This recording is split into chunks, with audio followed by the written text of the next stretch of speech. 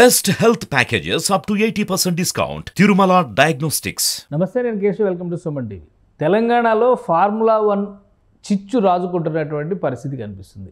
కాళేశ్వరంలో అవినీతి, అలానే టీఎస్పీఎస్సీలో జరిగినటువంటి అవకతవకలు, వీటిపైన సిబిఐ ఎంక్వైరీలకు డిమాండ్ చేస్తూ విపక్షాలు ఆందోళన చేస్తున్నటువంటి పరిస్థితుల్లో గత ప్రభుత్వం చేసినటువంటి తప్పిదాలపైన ప్రక్షాళన జరిపేటువంటి క్రమంలో రేవంత్ సర్కార్ మరో కొత్త అంశాన్ని ఎజెండాలోకి తీసుకొచ్చినటువంటి పరిస్థితి. అది హైదరాబాద్లో నిర్వహించినటువంటి ఫార్ములా 1 రేసుకు సంబంధించినటువంటి అంశం.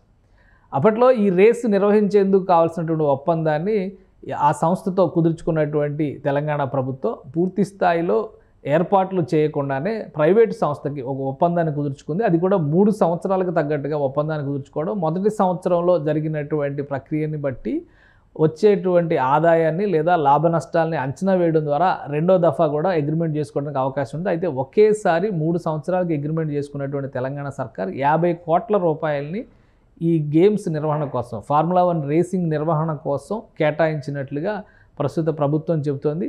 అప్పటి మున్సిపల్ శాఖ సెక్రటరీగా ఉన్నటువంటి ప్రస్తుత స్పెషల్ చీఫ్ సెక్రటరీ అరవింద్ కుమార్కి దీనికి సంబంధించినటువంటి మెమోని జారీ చేసింది. ఏ నిబంధనల ప్రకారం 50 కోట్ల రూపాయల ప్రజాధనాన్ని ఈ కార్యక్రమానికి విడుదల చేశారు, అలానే దానికి గల కారణాలని 3 సంవత్సరాలు అగ్రిమెంట్ చేసుకోవడానికి ఉన్నటువంటి ఆధారాలని సమర్పించాలని, ఒకవేళ వారం రోజుల్లో దీనికి సంతృప్తికరమైనటువంటి సమాధానం దొరకకపోతే తగిన చర్యలు ప్రభుత్వం తీసుకుంటుందని ఒక హెచ్చరికని జారీ చేసినటువంటి పరిస్థితి.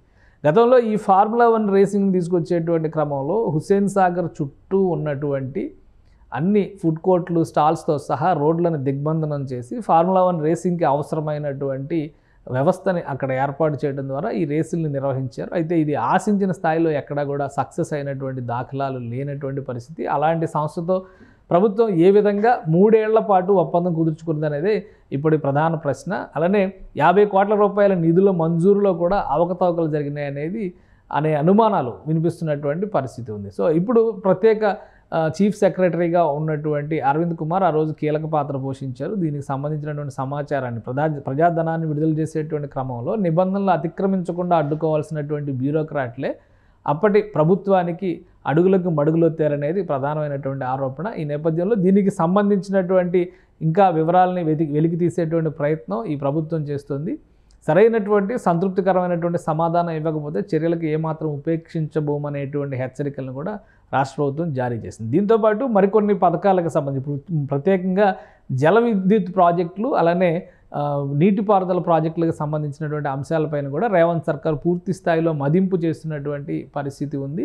పాలమూరు రంగారెడ్డి ఎత్తిపోతల పథకానికి సంబంధించినటువంటి వ్యయం, అలానే దానికి సంబంధించినటువంటి అనుమతులు తీసుకోవడంలో జరిగినటువంటి జాప్యం, కేంద్ర ప్రభుత్వం కొన్ని రహదారుల్ని ప్రత్యేకంగా మంజూరు చేసినా కానీ రాష్ట్ర ప్రభుత్వం ఆసక్తి చూపకపోవడానికి గల కారణాలు, కేవలం భూసేకరణ విషయంలోనే పూర్తి స్థాయిలో అప్పటి ప్రభుత్వం నిర్లక్ష్యాన్ని వహించిందనేది ప్రధానమైనటువంటి ఆరోపణ. సో ఈ అంశాలకు సంబంధించినటువంటి సమాచారం మొత్తాన్ని కూడా వెలికి తీయడం ద్వారా గత ప్రభుత్వంలో జరిగినటువంటి తప్పిదాలని సరిచేస్తామనేటువంటి మాట రాష్ట్ర ప్రభుత్వం చెబుతున్నటువంటి పరిస్థితి ఉంది. ఇప్పుడు ఫార్ములా 1 రేసింగ్ వ్యవహారం మళ్ళీ ఏ మలుపు తిరుగుతుందో అనేటువంటి ఆసక్తి నెలకొని ఉంది.